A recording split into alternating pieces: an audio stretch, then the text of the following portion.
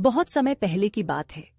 एक घने और सुंदर जंगल में एक शेर रहता था। वो बहुत ताकतवर था, पर उससे भी ज्यादा घमंडी। रोज सुबह से शाम तक वो जंगल में घूमता और जो भी जानवर रास्ते में आता उसे शिकार बना लेता। जंगल के सभी जानवर अब डर में जीने लगे थे। किसी को भी चैन से सांस लेना मुश्किल हो गया था। सब एक दिन इकट्ठा हुए और सोचने लगे कि अब क्या किया जाए। आखिर जंगल का कोई न कोई हल निकालना ही था। जंगल के सभी जानवरों ने सभा बुलाई और उस सभा में सभी जानवर इकट्ठा हुए। उनमें सबसे पहले घोड़ा बोला, भाइयों, अगर यूं ही चलता रहा तो एक दिन पूरा जंगल खाली हो जाएगा। हमें शेर से बात करनी चाहिए। सभी ने उसकी बात मानी। अगले ही दिन जानवरों का एक दल शेर के पास गया।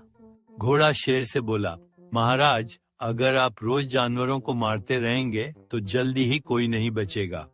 क्यों ना आप आराम करें और हम रोज एक जानवर आपकी सेवा में भेज दिया करेंगे।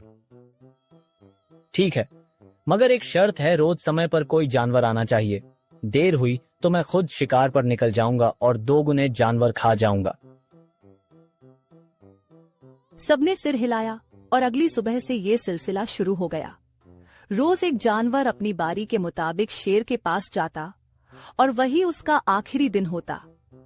कुछ दिनों बाद बारी आई एक हिरन की। हिरन बहुत सुंदर था, पर उतना ही चालाक भी। हिरन ने सोचा, अगर मैं भी वैसे ही चला गया तो खत्म हो जाऊंगा, लेकिन अगर थोड़ा दिमाग लगाया जाए तो शायद मैं ही नहीं, पूरा जंगल बच सकता है। हिरन जानबूझकर देरी से चला। शेर गुस्से में भूखा बैठा था। जैसे ही हिरन आया, शेर दहाड़ा। इतनी देर कैसे हो गई? अब तुझे कोई नहीं बचा सकता। महाराज, माफ कीजिए, मैं समय पर ही निकल पड़ा था, लेकिन रास्ते में एक और शेर मिल गया। वो कह रहा था कि अब से जंगल का राजा वही है। उसने मुझे रोक लिया। शेर की आंखें आग बरसाने लगी। कहाँ है वो? मेरे जंगल में दूसरा शेर? चल, अभी बताता हूँ उसे राजा कौन है। हिरन उसे एक पुराने कुएं के पास ले गया और बोला, महाराज, वो इसी कुएं में रहता है। मैंने खुद देखा उसे। शेर ने कुएं में झांका और उसे अपनी ही परछाई दिखाई दी, पर उसे लगा सामने कोई और शेर है। शेर दहाड़ा। कुएं की गूंज ने जवाब दिया,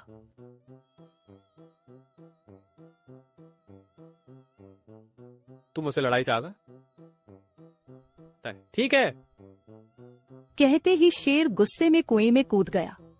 पानी में गिरते ही उसे सच्चाई समझ में आई, लेकिन अब बहुत देर हो चुकी थी। हिरन मुस्कुराया, जंगल की ओर भागा और सारे जानवरों को खुशखबरी सुनाई। अब जंगल में ना कोई डर था, ना ही भूख से कांपते कदम। और सबसे बड़ी बात, अब जंगल में हिरन सिर्फ दौड़ते नहीं, मुस्कुराते भी थे।